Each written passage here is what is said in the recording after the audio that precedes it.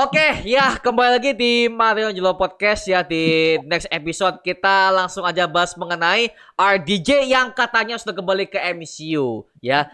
Karena podcast ini akan bernuansa berbeda dari episode sebelumnya karena di episode ini kita akan debat ya. Kita debat bersama dengan para cinephile yang gak setuju dan kontra mengenai RDJ yang kembali ke MCU ya. Seperti biasa di Ini harus disclaimer dulu nih Bang. Ya. Bukan cinephile ini. Apa Bukan ini? cinephile. Ente Kalau nih ya. gue masih Kalau Bang Faris mungkin cinephile ya. Kalau Bang Faris mungkin cinephile. Salah diri. Gue bukan. nggak ada Bukan cinephile. gue pecinta superhero. Mohon maaf ya. Gue masih pengen, masih OTW. Masih Belum. TW. Susah menjadi cinephile men. Nggak bisa Susah, kayaknya. Nggak masuk seleranya sih gue sih. Nggak masuk. Karena komen kalian udah membuat banyak marah para fans Marvel ya. Terutama dengan Brong Lantur ya, yang paling pedes ya komennya kemarin tuh. Makanya ini aku mau undang kalian sih biar kita debat aja karena aku merasa gak setuju dengan kalian gitu loh. Oke. Langsung aja ya. Ada Bro Timothy Lantur Indonesia. Oke, my brother. Oke.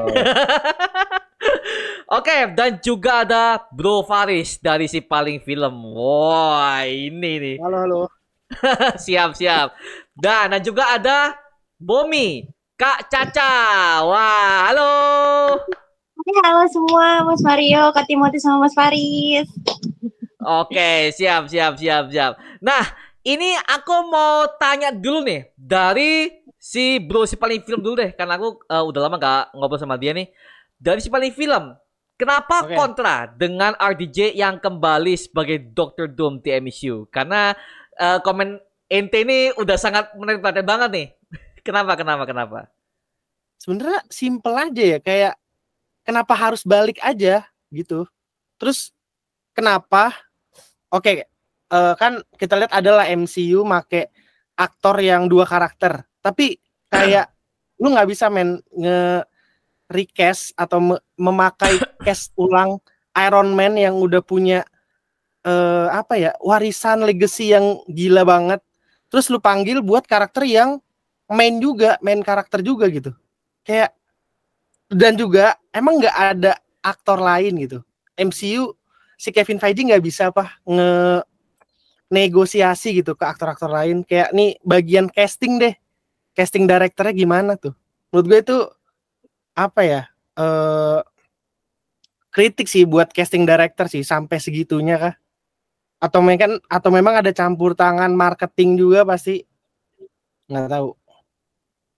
Saking hancurnya MCU mungkin ya. Mungkin ketar-ketirnya sampai harus kayak gitu, kayak menurut gue malah blunder sih. Oke. Jadi maksudnya lu kayak gini. Jadi kayak mereka tuh sengaja ngundang RDJ untuk menyelamatkan MCU itu sendiri karena kan laki downgrade ya sekarang MCU ya. Ya, menurut mereka. Oke. Jadi usahanya untuk menyelamatkan dengan cara yang paling terbaik adalah mengembalikan cast lama seperti RDJ ini ya. Oke. Blunder bisa. Oke, boleh. Tapi kalau dari Ngelantur gimana? Ada pendapat yang lebih pedes gak? Karena di video ini pedes banget loh kemarin tuh. Kenapa pedes? Kenapa jadi pedes? Gimana ya? Ya sama ya, alasannya sama Bang Faris ya. Nggak beda sih. Cuman paling tambahan dari gue, memang kita nggak bisa ngejudge sebelum filmnya tayang gitu. Bisa aja kalau misalnya dibilang apakah ketika RDJ balik jadi Dr. Doom gitu ya, terus langsung bakal jadi gagal, enggak juga gitu. Pasti semuanya punya kemungkinan, pasti ada potensinya. Tapi kan sekarang kita harus ukur persentase keberhasilannya gitu, sukses rate-nya gitu. Dan secara kalau kita lihat secara logika ya, karakternya Dr. Doom aja itu kontranya Tony Stark, Pak. Iya kan? Victor Von Doom itu nggak beda banget sama Tony Stark, nggak bisa disamain. Dan lu tahu sendiri kan RDJ kayak gimana karakternya dia setiap dia meranin peran lain gitu. Kayak nggak usah kita lihat film-film RDJ lain. Lihat aja kemarin cara dia masuk pas lagi di SDCC kayak gimana cara masuknya. Iron Man Pak itu cara masuk Pak. Iya. Gua gimana ya? Bisa aja nanti ada kejutan dari Robert Downey Jr. Ternyata aktingnya di luar dugaan, ternyata keren banget. Oke lah. Tapi balik lagi, kalau misalnya dia berhasil sebagai Dr. Doom misalnya suatu saat nanti, tetap aja yang tadi Bang Faris sudah ngomong, legasinya gitu. ngapain lu hidupin lagi si RDJ? Ini gua nggak ngomongin masalah dia Dr. Doom dan sebagainya. Dari kemarin tuh gua di kolom komentar ya, buset, di TikTok lah, di video panjang gua lah, di shorts gua lah. Dari kemarin tuh banyak yang komen, "Bang, lu nggak baca komik apa?" Bodoh amat gua sama komik gitu. Bodoh amat gua. Gua nggak peduliin komik. Iya, komik mah ya mau komik mah suka-sukanya yang buat komik gitu. Mau bikin Iron Man jadi The Thing aja juga suka-suka komik gitu. Mau bikin Iron Man jadi Spider-Man juga bebas, suka-suka yang buat komik, kan nggak masalah. Kan film nih, ini kan Marvel Cinematic Universe. Ini kita udah kenal film-film dari mereka gitu loh. Ketika mereka melakukan sebuah gebrakan yang baru, terus ngambil lagi legacy yang mereka udah buat sendiri, menurut gua aneh sih. Ya menurut gua sih gitu. Iya kayak ini loh. Ya, Apa namanya, fans Marvel menurut gue selalu kayak, lu mah nggak lihat komik, ini sesuai komik. Kayak lu kalau udah bawa ke film, ini udah jadi konsumsi anak film gak sih? Maksudnya orang-orang penikmat film, udah itu. bukan penikmat Marvel gitu loh. Oh, oke. Ya, jujur aku juga setuju dengan merusak legasinya Tony Stark. Ya, aku juga setuju karena lagi-lagi kan RDJ yang kita tahu di MCU kan memang dia adalah Tony Stark kan, Iron Man kan, dan itu udah berakhir di Avengers Endgame, udah kelar. Jadi mereka tuh nggak punya alasan buat membangkitkan si RDJ lagi, aktor-aktor lama lagi.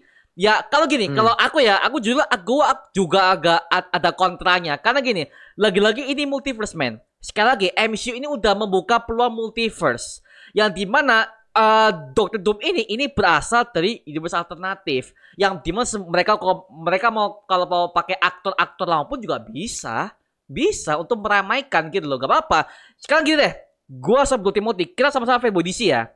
Kamu pernah nonton nggak yang setelah kematian Oliver Queen, Green Arrow di Crisis on Infinite Earths, di serial The Flash, Green Arrow muncul lagi dengan pemeran yang sama. Dia hidup lagi dengan cerita yang agak make sense jujur ya, tapi jujur itu juga meramaikan semua para fanboy DC akhirnya bisa ngumpul lagi untuk akhirnya Oliver Queen baik lagi kayak gitu loh bro. Jadi istilah fans service itu untuk membangkitkan tokoh-tokoh yang seperti itu udah wajar banget, gak cuma di Marvel DC, di anime juga banyak bro. Di Tokusatsu juga banyak Kamen Rider yang juga mati akhirnya dia bangkit lagi, ada banyak gitu. Jadi ya lu gak bisa mengukur semua ini dari kayak harus film serius, gak bisa. Namanya franchise seperti itu, apapun dilakukan untuk para fans-fansnya gitu bro. Kalau dari aku sih gitu ya, karena aku udah melihat semua berbagai macam pop culture di luar superhero gitu, semua juga sama gitu loh.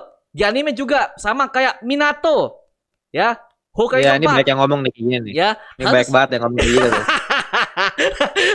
Minato yang harusnya dia udah mati, tapi di ending kan semua kaget di Indonesia semua. Wow, di Indonesia semua ya. Akhirnya apa, fan service gitu. Lagi-lagi ya namanya franchise bro. Ya intinya apa? Intinya adalah untuk meramaikan para fans, melayani para fans. Karena kan kita sebagai fans kita belum lihat, si Minato dia saat dia battle seperti apa. Hashirama atau Birama kita belum lihat bagaimana mereka tuh battle seperti apa, karena mereka udah duluan mati kan. Makanya dikasih lah fans service seperti itu. Itu loh bro. Oke. Gimana? Aku gampang aja sih balasnya sebenarnya. Oke, gimana? Saya mau tahu nih. Coba aku tanya. Minato, Hashirama, atau Birama sebelum dia dimunculin di Edo Tensei itu munculnya berapa kali? Berapa episode? Sekali kalau aku sih. Di Naruto kecil yang dikeluarin sama Orochimaru. Battle itu. Iya. Ujian Chunin. Intinya mau berapapun itu bisa dihitung jari kan. Kemunculannya Minato, Tobirama, Hashirama sebelumnya. Artinya apa? Dia nggak punya peran penting buat ceritanya. Iya, peran penting untuk apa? Untuk pendukung karakter utamanya Naruto. Itu supporting actor ibaratnya gitu loh. Minato bapaknya Naruto, Tobirama, Hashirama, Hokage terdahulu yang membuat Naruto jadi terinspirasi buat jadi Hokage. Itu buat ngedukung sub aktor utamanya. Itu generasi old generasi gitu loh. Jadi kalau misalnya mereka dimasukin, ya itu fan service yang luar biasa tanpa mengganggu esensi cerita Naruto-nya gitu loh.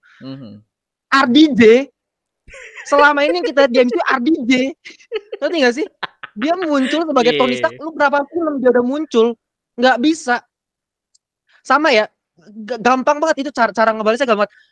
Sekarang gini, QB Udah mati kan di Boruto, nonton nggak? Iya, udah. Jadi udah hilang kan? Lu bayangin. Tunggu. Sesama Boruto, gue nonton kok, tenang. Gue nonton cuma doang. Iya kan? Sama gue juga. Ya. Nah, lu bayangin. Nanti Boruto yang pas udah upgrade, yang udah skip time skip, dia udah jadi dewasa, Kyuubi balik lagi. Tolol nggak? Tolol. Nggak make sense. Buat apa gue nangis di Boruto gitu, meskipun sampai at least gue juga tetap dapat memori yang bagus bersama Kyuubi, dikasih flashback Naruto sama Kyuubi seperti apa sama Kurama ya. Itu kan sedih gitu. Kalau dibalikin tolol. Gitu kan? Karena apa? Karena Kyuubi Kurama itu punya itu kayak satu kesatuan sama Naruto, ibarat tokoh utamanya lah. Minato, Tobirama, Hashirama ya mereka bukan tokoh utama men, nggak masalah men. Sama kayak misalnya ya kayak misalnya nih nanti MCU misalnya ngehidupin karakter siapa deh yang nggak terlalu penting, misalnya Howard Stark deh ya kan, Howard Stark udah mati ya nggak masalah gue. Howard Stark dihidupin, mau siapa dihidupin nggak masalah. RDJ bos, Tony Stark dihidupin nggak make sense kalau gue gitu loh. Sama lebih ini gak sih, kan lebih ke RDJ-nya dijadiin satu karakter yang beda gitu, bukan Iron Man. Mungkin kayak ya fan service belakangan mungkin si misalkan Iron Man tiba-tiba muncul. Mungkin itu kayak cuma fan service. Oh, nggak separah ini loh, walaupun kayak aduh ini masih fan service lagi, tapi beda aja gitu, maksud gue parahnya tuh beda aja gitu. Oh iya. Kalau gimana ya, kalau misalnya Tony Stark muncul yang misalkan dihidupin, kalau misalnya Iron Man yang dihidupin, menurut gue itu lebih tolol lagi sih sebenarnya. Lebih parah lagi sih. Itu lebih Iya. Itu menurut nggak gue bisa. Itu nggak bisa. Iya, kalau menurut gua, kalau itu yang dilakukan sama MCU itu kayak lu nggak bisa debat gua sih, mau siapapun lu nggak bisa debat gua, itu tolol gitu, nggak bisa didebat itu, ya kan? Kalau Dr. Doom gua masih make sense gitu, kalau Bang Mario, Kak Putri nggak setuju nggak masalah, ya ini kan kebagi dua juga kan? Iya. Ada yang setuju ada yang enggak. Itu nggak masalah gua, ya kita bisa diskusi gitu. Kalau misalnya Tony Stark yang dihidupin, nah itu yang nggak bisa didebatin. itu ya jangan, kan? jangan. Gue tuh nggak setuju ya. Gue nggak setuju. ceritanya. Ya, itu aneh sih kalau yang setuju sih, aneh sih. Wait, kalau Kak Caca nih, nah kalau Kak Caca kita belum tahu pendapatnya gimana. Gimana Kak Caca? Aku pengen tahu pendapatnya nih. Sebenarnya kalau aku pribadi tuh in between. Cukup kaget iya, karena waktu SDCC kemarin seminggu lalu ya, SDCC kan seminggu lalu nih. Iya, seminggu lalu. Tiba-tiba masuk Dr. Doom, walaupun impian Cass jadi Dr. Doom itu sebenarnya kalau aku pribadi kepengen ngelihat yang pertama Adam Driver, terus atau kalau enggak Cillian Murphy, tapi kayaknya masih agak susah nih, mungkin merepet ke mereka gitu kan, karena yang satu mahal atau mungkin memang Kevin Feige dan tim belum bisa gitu ngerayunya kan gimana. Tapi kebetulan cukup kaget. Cuma dikarenakan kita kan tahu ya selama ini mungkin dari 2019 after Endgame dibilang fluktuatif, well maybe ada benernya ya kalau menurut aku gitu. Agak-agak fluktuatif iya. Cuma bisa kan nyari cast buat Dr. Doom tuh dengan aktor lain tuh banyak loh yang lebih mumpuni, yang lebih dapat sangar-sangar Dr. Doom tuh ada gitu.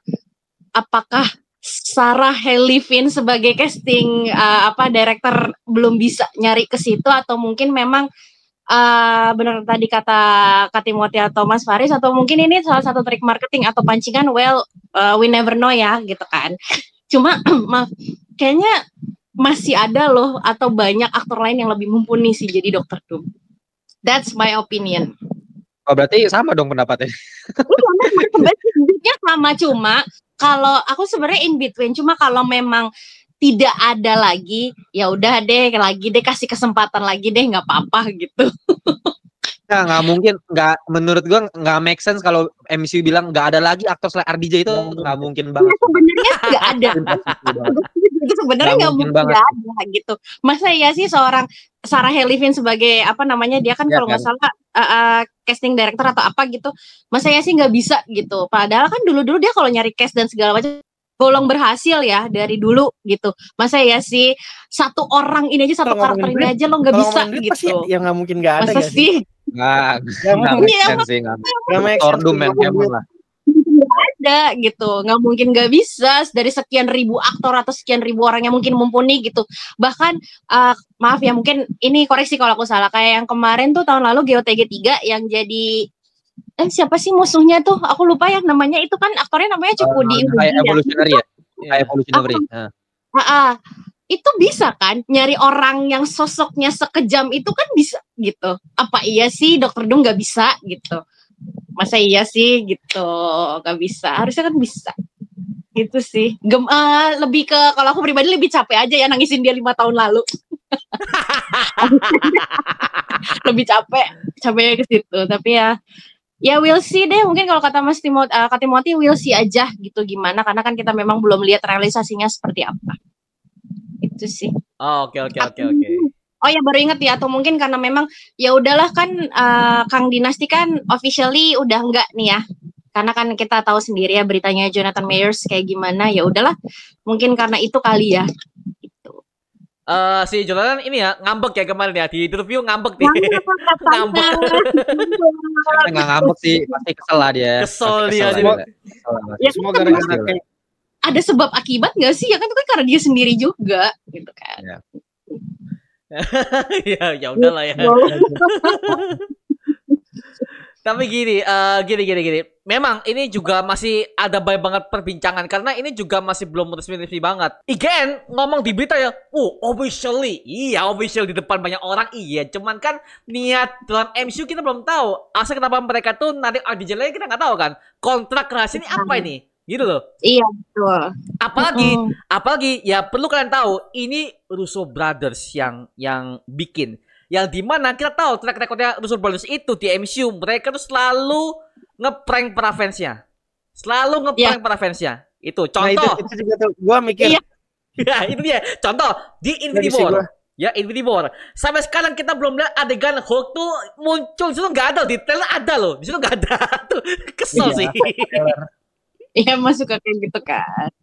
Kesel. Ya, benar tadi kata Mas Mario, siapa tahu ini ya cuman maybe it's just a prank gitu, siapa tahu dikarenakan maaf nih kayak tadi aku bilang di awal, lagi mungkin nyari nih case yang bener-bener mumpung masih ada waktu, ya udahlah sosokan nih buat fansnya di SDCC keluarin nih si sosok Godfather-nya MCU gitu kan. Bisa jadi. There's so much possibility for this gitu.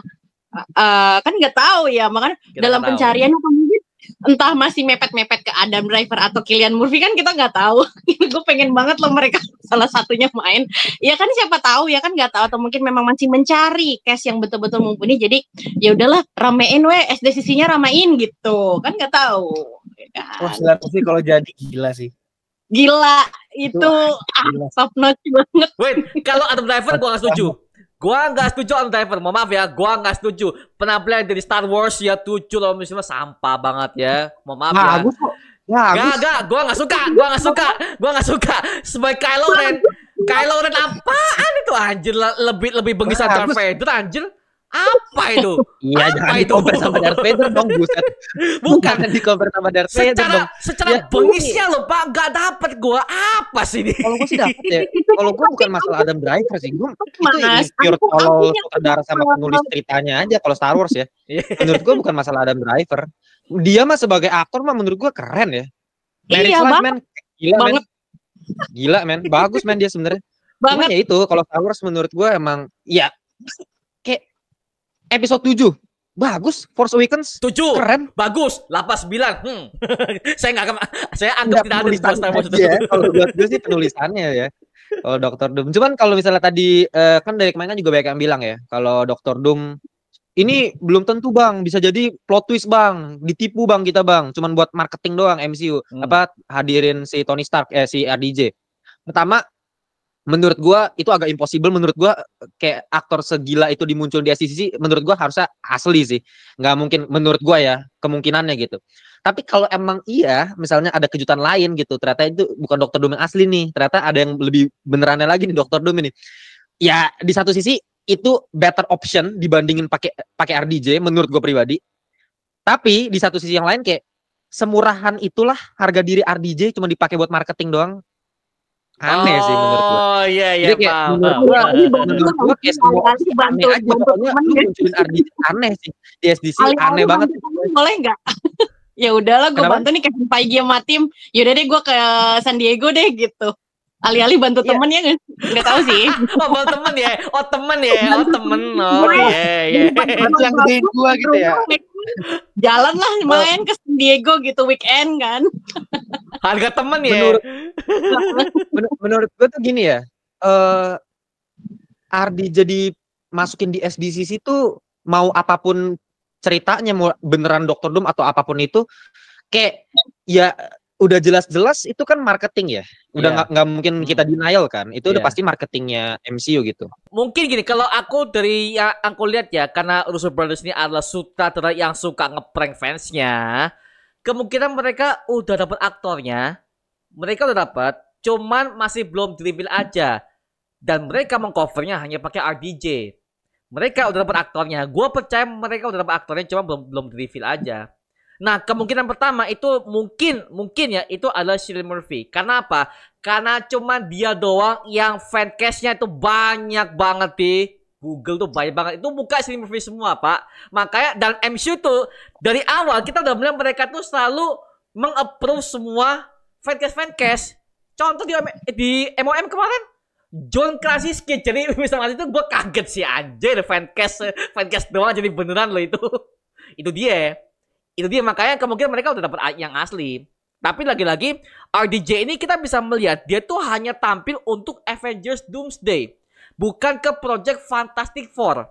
Dan di situ kalau kalian lihat di acara itu ada banyak banget Dr. Doom situ kan, sebagai varian-variannya. Artinya apa? Artinya si RDJ hanya sebagai salah satu varian aja. He just a varian gitu loh, hanya varian, bukan Dr. Doom yang asli yang akan menjadi masalah utama. Dia hanya varian. Ini yang aku tangkap ya sebagai fans komik ya, yang aku lihat dari pot komik. Tapi kalau soal pemilihan aktor untuk menyelamatkan MCU, ya itu juga aku juga agak mikir-mikir sih.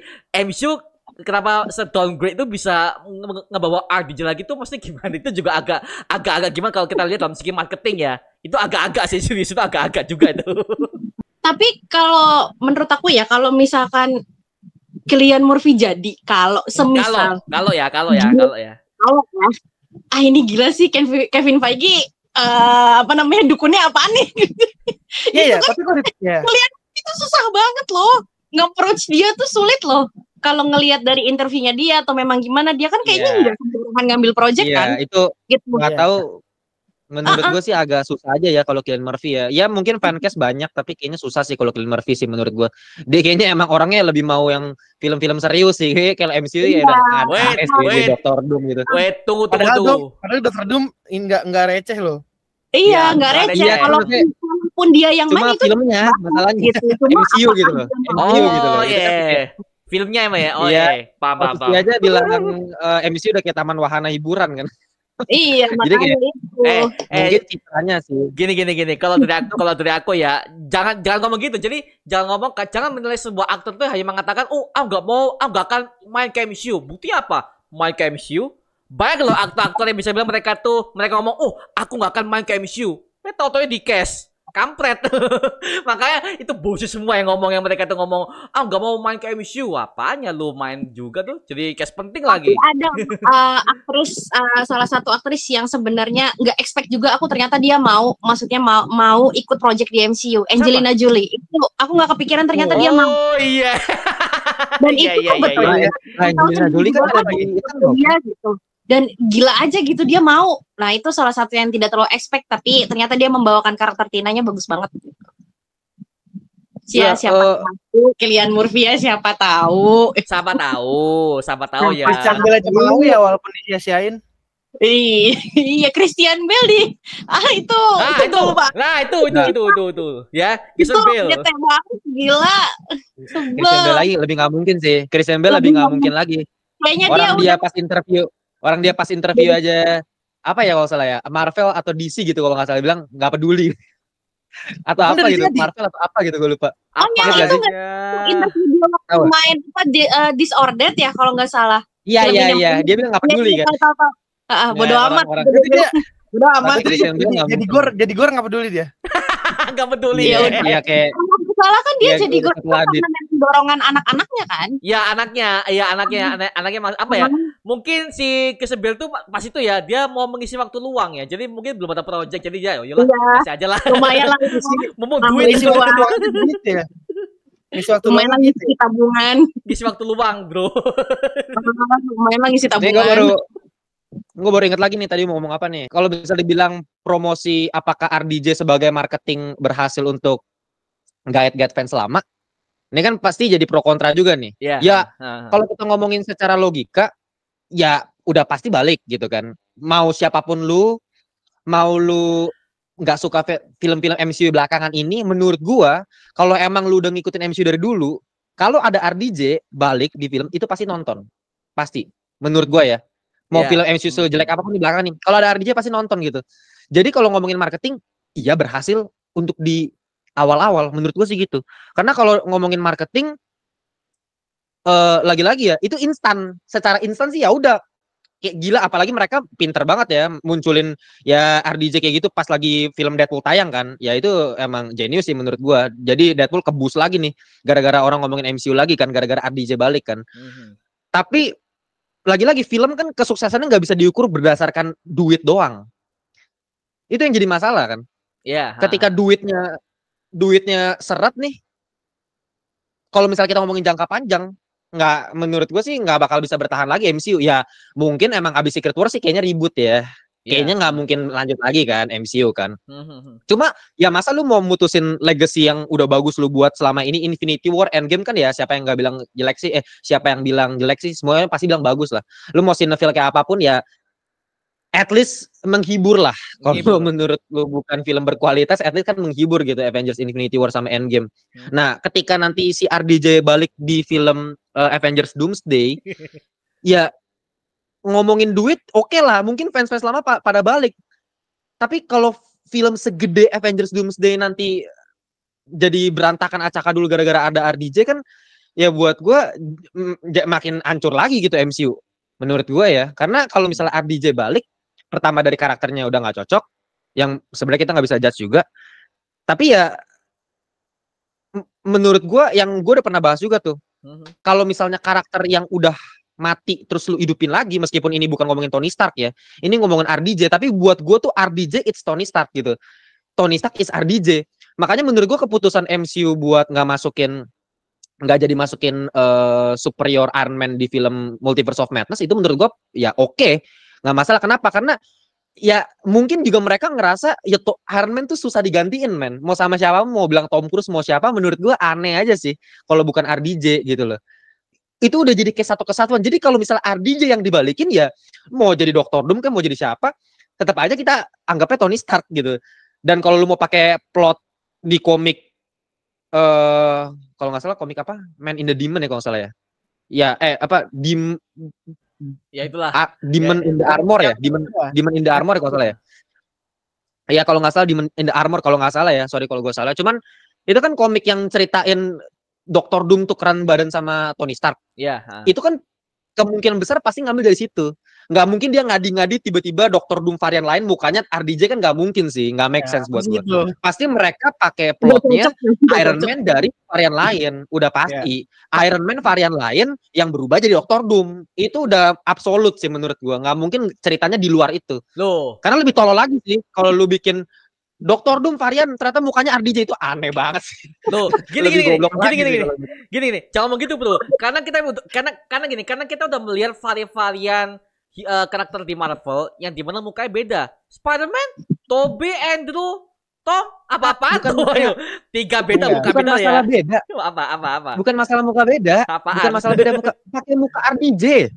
Itu yang jadi masalah. Pakai muka RDJ, kan gue udah bilang RDJ itu legasinya udah kayak begitu. Terus kalau misalnya lu tiba-tiba Dr. Doom, lo kok mukanya sama kayak Iron Man, kan aneh. Iya. Terus kayak ada yang bikin konten kayak nanti kalau Spider-Man ketemu Dr. Doom gimana? Oh iya, gimana nanti ya? Iya. Mr. Stark? Itu Mr. Stark?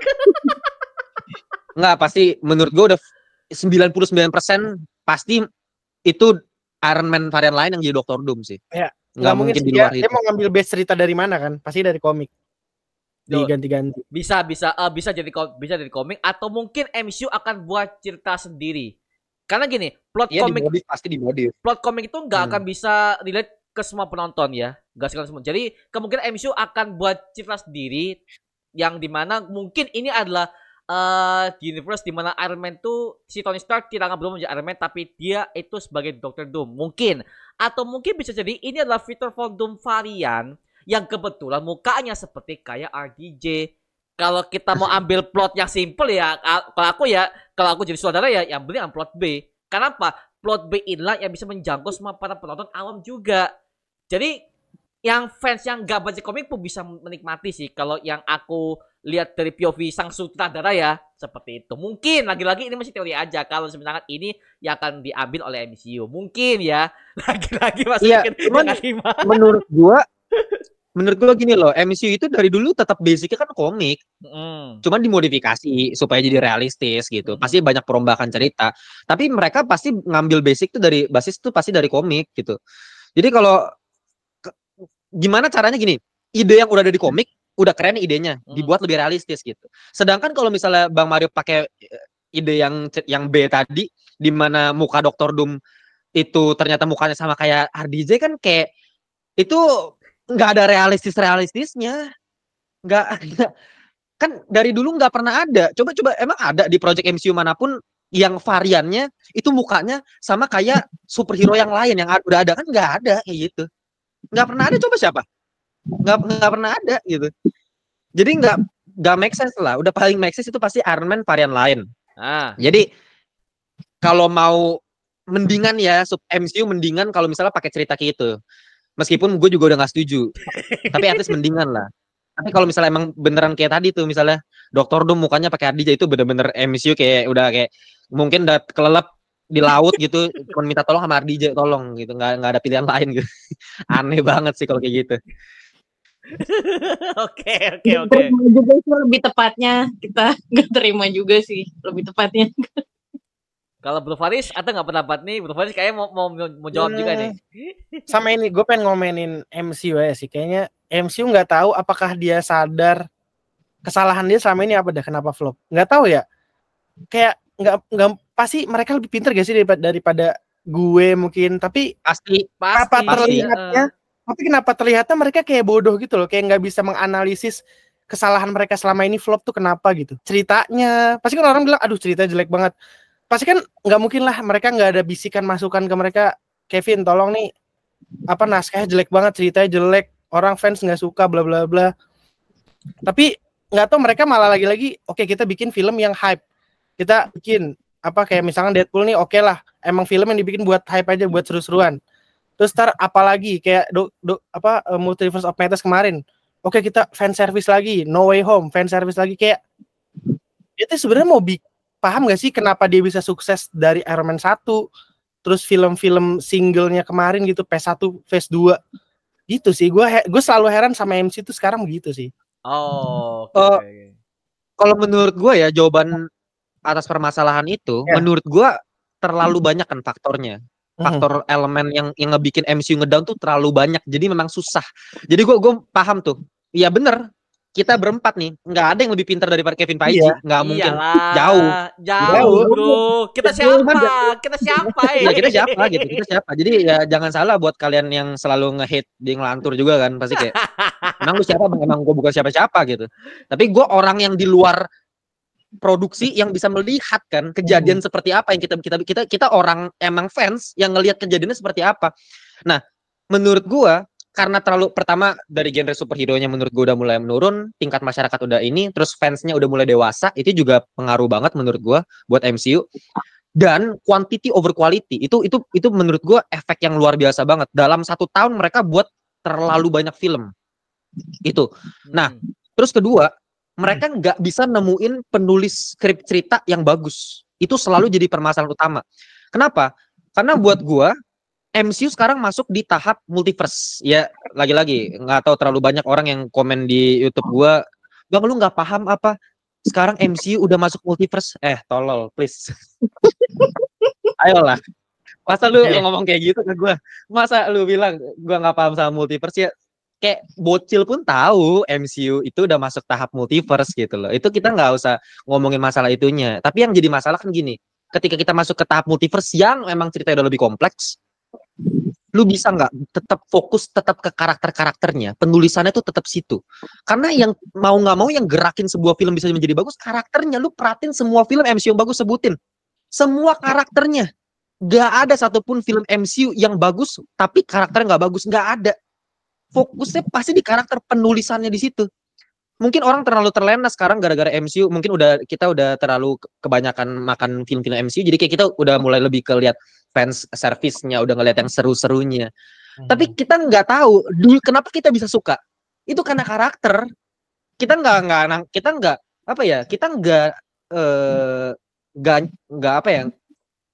aja. Kita mungkin nggak apa ya istilahnya ya, nggak tahu gitu. Kalau misalnya kita tuh emang sukanya karena karakter, mungkin pada denial aja.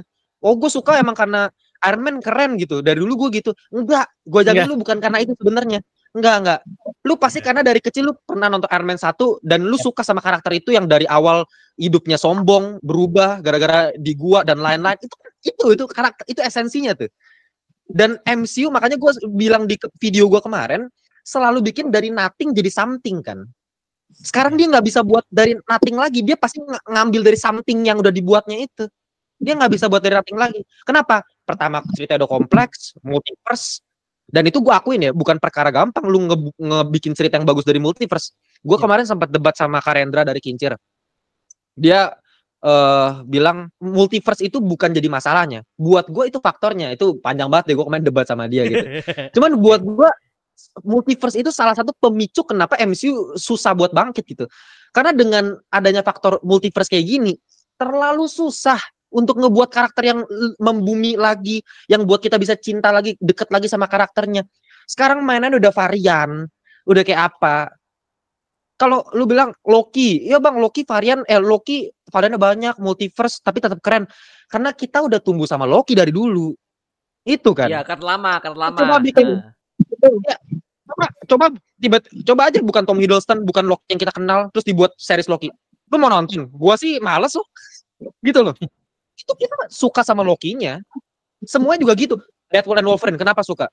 Logan, kita udah ikutin dari lama. Selalu kayak gitu. Tapi sekarang, dia mau bikin from scratch lagi. Coba lihat karakter-karakter terbarunya. Miss Marvel. Siapa lagi? Apa namanya? Anaknya si Scott Lang tuh. Siapa? Casey Lang. Siapa lagi? Si-Hulk gak ya? Si-Hulk lagi. Mario jangan gitu lah. Jangan gitu. Itu enggak ada. Jangan gitu ya, tolong. Menurut gue emang dia nggak bisa nyiptain karakter yang fresh kayak dulu lagi. Masalahnya sih di situ. Dan emang kalau gue ya, daripada kita cari penulis skrip yang luar biasa, yang kompleks, yang bisa merangkum semua multiverse jadi bagus lagi gitu, menurut gue itu agak terlalu susah buat direalisasikan dengan jadwal MCU yang padat, dengan benturan seri-seri kayak The Boys dan lain-lain. Emang eranya abis, menurut gue emang harus udah selesai. Gak usah dilanjutin gitu loh. Kalau buat gue, lagi-lagi mungkin pasti pada debat gitu. Itu sih. Ini juga karena faktor Disney-nya sih. Sorry ya, gue ngomong Disney juga. Setelah Endgame, oke. Setelah udah masuk OTT, menurutku ya, setelah OTT masuk tuh, oh my god, itu ya awal-awal bagus. Cuman tahun 2022 udah mulai hancur sih. Sorry ya, 2022 itu udah mulai fase hancur MCU situ. Series yang kebanyakan, project kebanyakan, CGI yang gak kelar. Ya ampun, feminisme udah masuk. Dipaksakan padat. Ditambah ya feminisme yang dipaksakan itu gue juga gak suka loh. Dari Miss Marvel, The Marvels dibuat anjlok, ya udah, lu udah tahu itu jelek kenapa ditusin kan? Ya udah lah ya.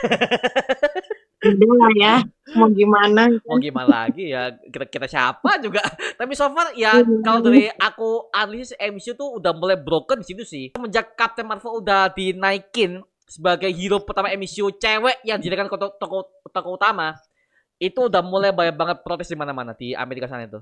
Udah banyak banget protes. Mereka tuh gak suka dengan feminisme, gak suka diterusin juga sama Disney-nya. Kenapa? Disney-nya juga orang SJW. Gue baru tahu itu. Oh alah, pantesan.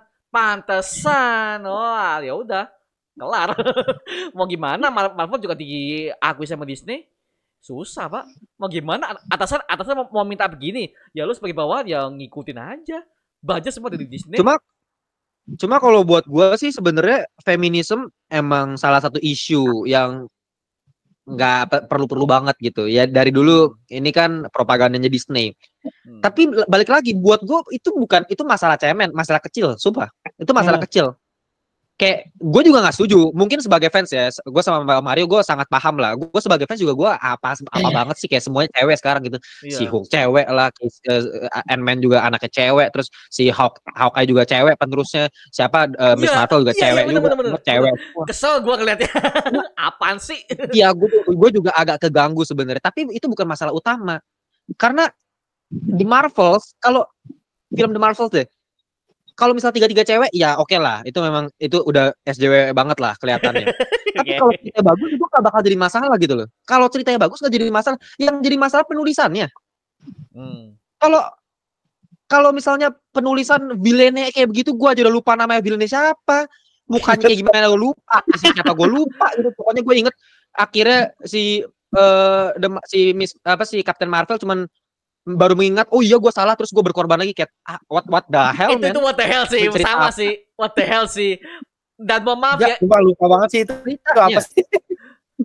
Apa banget sih? Bangke sih, gue gak terima. Dan itu loh, kalau kalian tahu ya, itu sutradaranya itu sama yang nulis Miss Marvel. Padahal Miss Marvel, gue aku itu series MC paling bagus dan gue demen sama Miss Marvel. Sorry ya, itu series paling bagus apa? Gue ya, maaf, gue bukan menjilat gak ya, tapi daripada She-Hulk ya kan? Tapi Miss Marvel, Miss Marvel, jangan dibandingin ke She-Hulk lah. Jangan. She-Hulk udah gua ban ya. Gak akan gua anggap tuh series tuh. Oke.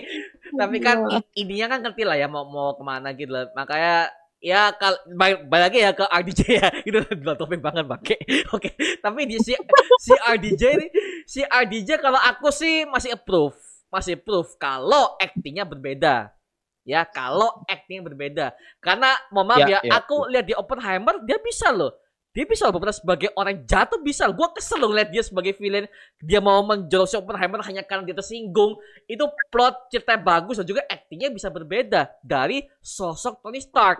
Makanya tapi tetap masih ke bawah, men. Oh, masih ke bawah. Masih gue nggak tahu Bang Mario masih ada. Masih Bang Mario ekspresi gimana ya? Ekspresi dia gini loh, kayak itu RDJ banget, men. Iya, angkuh banget.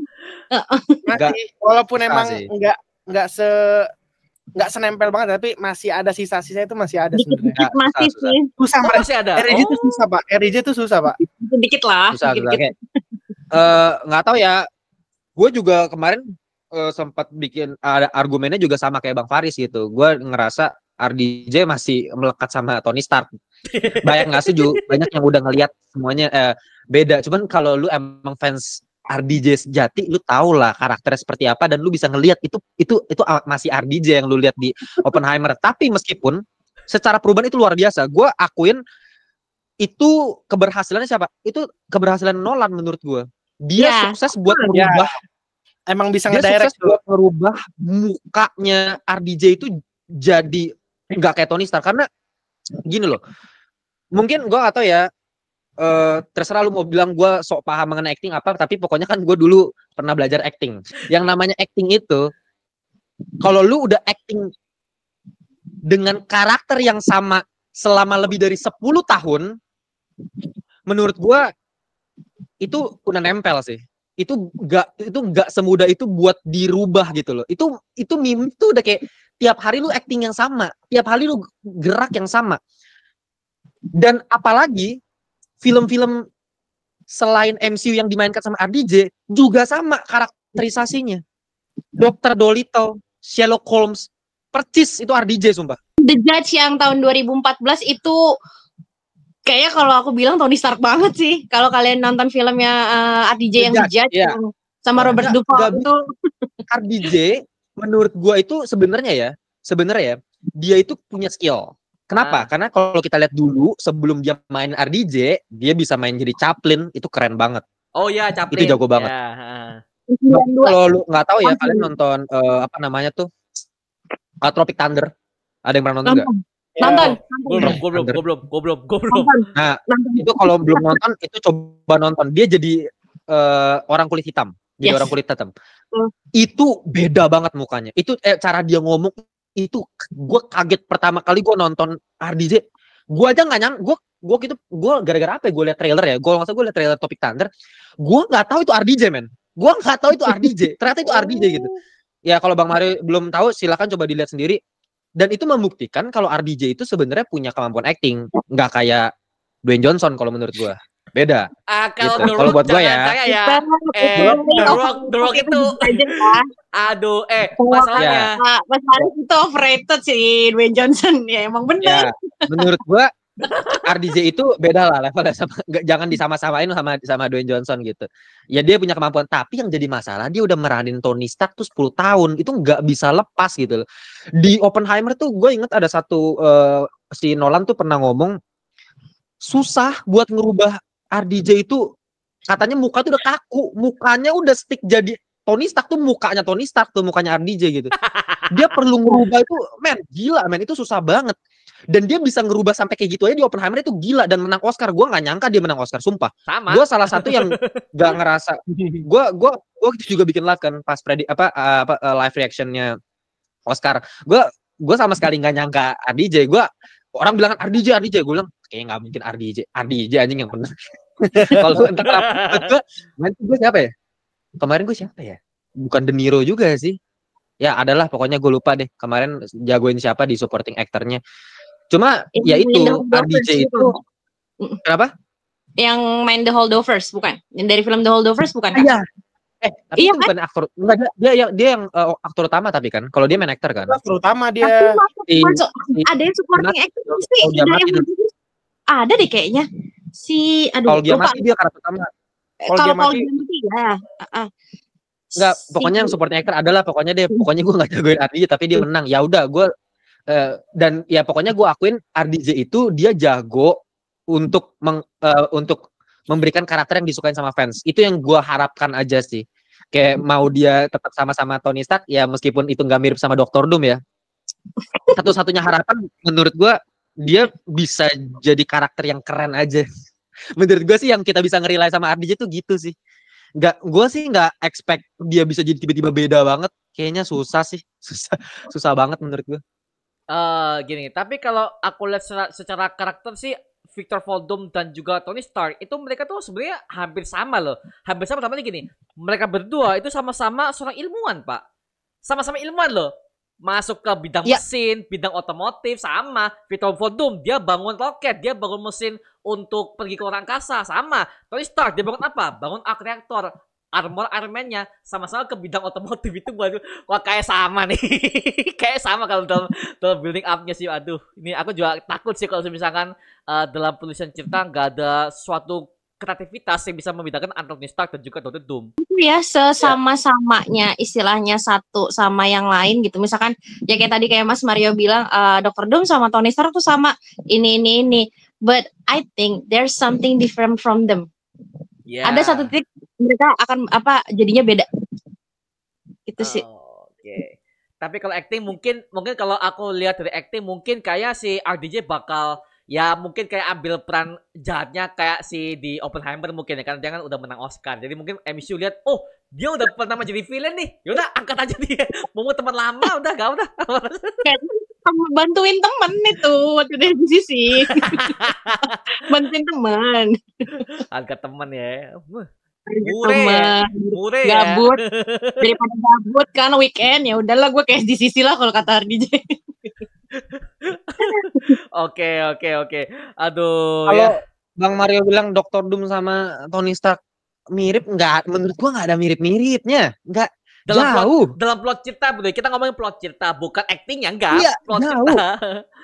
Jauh. Nggak. Kalau emang buat kalian para ini ya yang emang suka baca komik Marvel, gua termasuk bukan yang suka baca komik. Gitu ya, mungkin ada yang udah lebih advance lagi lah. Mungkin di antara kita berempat juga mungkin pada jarang baca komik, kita lebih ke film mungkin ya. Tapi kalau kalian yang tahu semua mengenai Dr. Doom pasti tahu masa lalu Dr. Doom itu kan itu kelam banget. Itu kayak bumi sama langit sama Tony Stark itu hidupnya kaya gitu. Punya cewek banyak. Sombong, arogan. Dr. Doom itu miskin anjir. Ya. Dia masa lalunya tragis itu, kayak jomplang banget sama si Tony Stark. Jadi pasti dari segi cara dia karakternya, cara dia ngomong juga beda, meskipun gue setuju kalau ngomongin masalah teknisi pinternya ya sama. Bahkan kalau lebih pinter mana menurut gue sih masih pinteran Dr. Doom ya dibandingkan Tony Stark sih gitu. Kalau misalnya kalau dipikir-pikir lagi, apalagi Dr. Doom itu kan bisa magic ya. Dia kan gabungan Iron Man sama Doctor Strange kan sebenarnya kalau Dr. Doom tuh. Jadi nggak ada yang bisa menyamakan Dr. Doom sama Tony Stark sih kalau buat gue, nggak terlalu susah. Jadi mau nggak mau ya RDJ harus bedain karakternya dia dibandingin Tony Stark. Yang jadi masalah fatal adalah ya video yang gue buat kemarin akan jadi terbukti benar kalau misalnya nanti yang kalian lihat ketika di Avenger Doomsday itu ya bakal yang lu lihat masih Tony Stark sih. Kalau yang lu lihat masih Tony Stark, itu udah menurut gue sih udahlah MCU udahlah. Aduh. Makanya juga udah ending juga ya. Kalau misalnya tadi Bang Mario bilang Russo Brother, gimana ya? Kalau buat gue sutradara dari masa kejayaannya dulu, terus lu balikin di masa yang sekarang, menurut gue nggak bakal bisa balikin masa kejayaannya dulu. Itu teori gue sih. Belum tentu benar. Tapi entah kenapa mau dari bidang apapun di dunia ini, menurut gue yang terjadi seperti itu. Gitu. Mau bola pun, lu udah pensiun, lu balik lagi nggak bakal bisa jadi yang kayak dulu gitu loh. Lu keluar dari tim lu yang lama, ya siapa ya? Gua kasih contoh siapa ya misalnya? Siapa contoh Bang Faris ikutin bola nggak? Bola. Kayak kalau bola pensiun udah balik lagi. Kayak ya, Ibrahimovic misalnya, Ibrahimovic. Dulu di AC Milan, legend, ya kan? Balik ke AC Milan nggak bisa jadi kayak Ibrahimovic dulu gitu loh. Semuanya kayak gitu pasti. Semuanya menurut gua kalau lu pakai cara yang lama untuk ngebuat sesuatu yang baru yang lebih fresh itu susah banget, men. Jarang ada yang berhasil gitu. Itu yang gue takutin dari si Russo Brother. Dan kedua, film-filmnya belakangan juga nggak sebagus itu Russo Brother. Itu yang mau gue bilang. Sebenarnya Russo Brother juga sebenarnya balik MCU mungkin ya. Karena emang karir dia lagi stuck juga di luar MCU. Iya. Ya, film-film dia apa yang nggak ada yang gimana-gimana sejauh ini. Extraction paling. Iya, ya. Terus apa tuh ya, yang Extraction nggak tahu ada The Gray Man ya kan, kalau nggak salah The Gray Man film Ryan Gosling ya, itu gue sih kurang ya kalau gue. Iya emang dan nggak lagi turun gini, juga. Dan gue takutnya tuh sebenarnya itu tidak akan bisa mengikuti alur multiverse ini karena nggak semua sutradara bisa paham dengan kepala Kevin Feige. Itu dia masalahnya. Gue takutnya gitu. Itu lu kalau perhatiin, coba perhatiin kenapa Russo Brother itu bagus di film MCU. Oke, kita coba hitung ya film-film MCU yang udah dibuat sama Russo Brother apa aja. Captain America, Winter Soldier, Civil War, Infinity War, Endgame. 4 doang, Pak.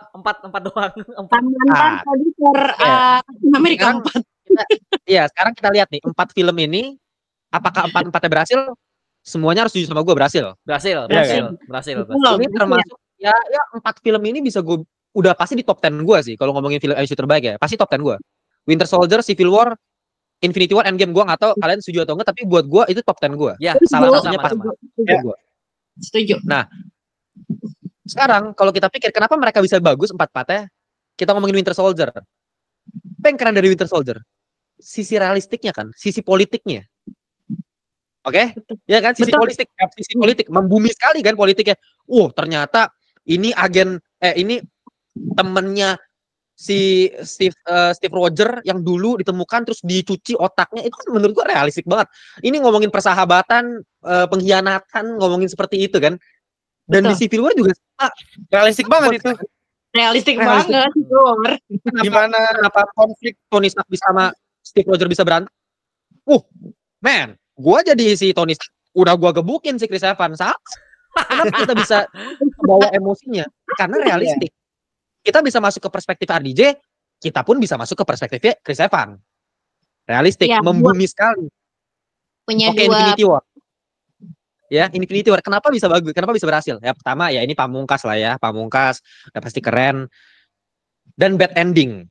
Iya kan? Bad ending kenapa bisa, kalau gue ya nggak tahu sih kalian bilang Endgame sama Infinity War. Gua nggak suka, serius gua nggak suka Infinity War. Oke, Bang Aryo nggak setuju sama gue kalau. Gua nggak suka, serius nggak suka gua. Oke. Karena gini, Oke. Nggak apa-apa. Karena gini, mohon maaf ya. Gimana? Kenapa kalian tanya? Kenapa? Gua Kenapa? karena Infinity War itu full action, terlalu full action ya. Namanya film itu harusnya ada drama, konklusi, fighting, konklusi. Nah, jadi naik turun. Itu fighting apa itu film itu? Jadi gua merasa di film Enggak itu sih. gua enggak bisa santai. Gua tuh dibuat Kalau gue nggak wah, gitu. tuh enggak. Ya, Kalau Enggak bagus. kalau Infinity War ya, kalau menurut aku tuh kayak yang apa namanya, bagus banget, setuju juga sama Kak Timothy, bagus banget. Cuma kayak yang ya udahlah lu kalah dulu, tapi ternyata di endgame lu nemuin solusi supaya menang. Nggak tahu sih ini kayak pikiran simpel aja sih. Nggak bisa. Saya nggak setuju. Ya. Nggak bisa. Nggak bisa. Ya oke lah kalau pendapat seperti itu. Kalau gue Gua nggak suka. Gimana Sumpah. ya? Gua nggak suka Infinity War, apaan sih? Tapi gua lebih suka Endgame. Endgame kenapa? Karena Endgame tuh fasenya lambat. Dilihatin dulu semua korban-korbannya, dibuat tenang dulu. Habis itu momen jebret langsung ke final battle, langsung naik tensinya. Apa ini Infinity War tuh semua itu? Ampun. Kenapa Endgame gitu doang, Pak? Tapi Endgame. bagus. Ngena Endgame, tapi Endgame. ngena Endgame. Ada kan tensinya.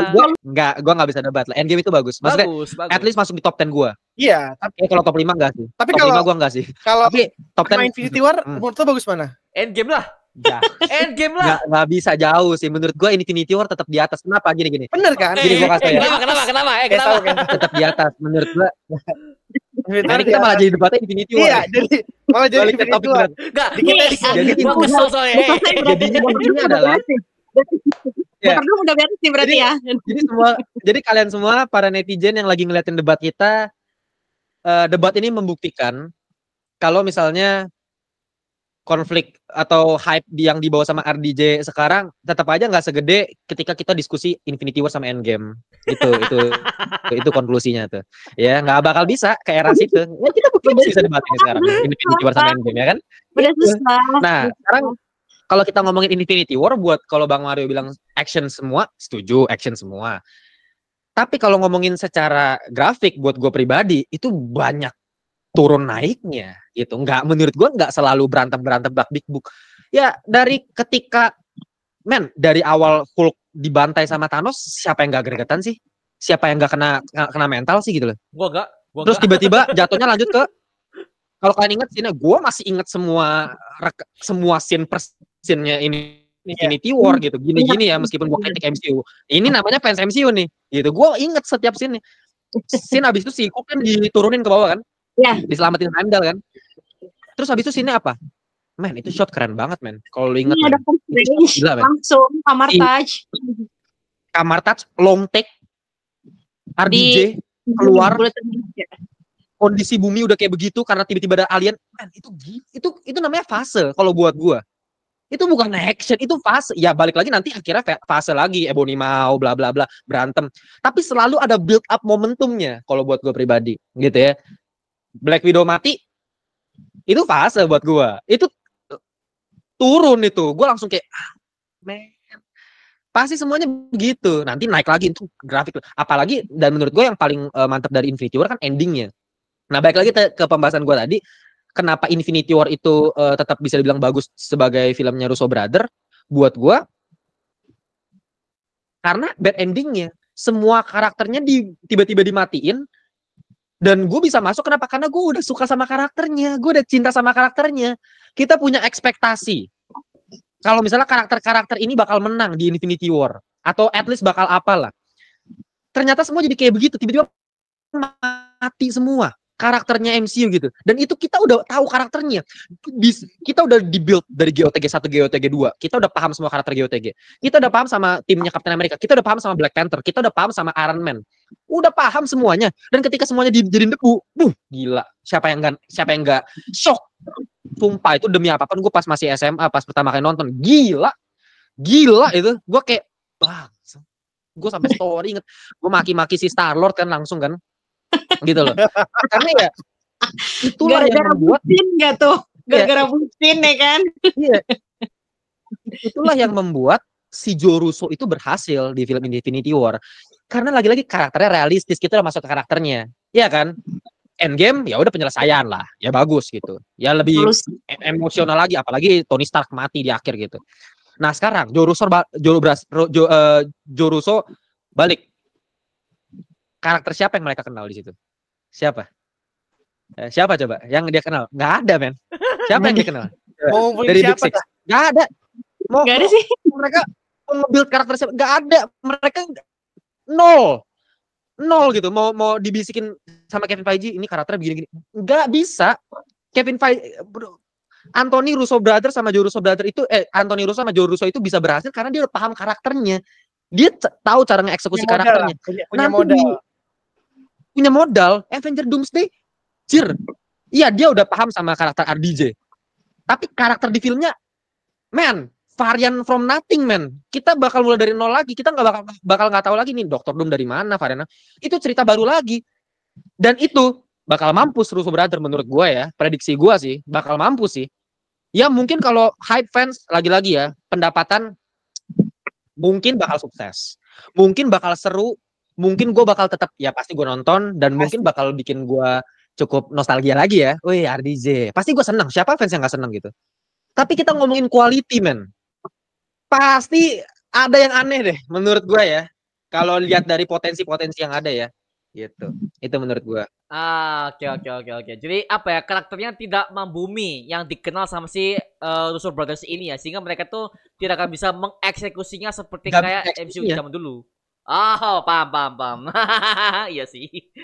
Aduh, iya sih. Memang Multiverse Saga kebanyakan ini ya, karakternya tuh komik banget ya. Jadi mereka tuh gak punya konflik yang sangat relate ke kita itu gitu susah. loh.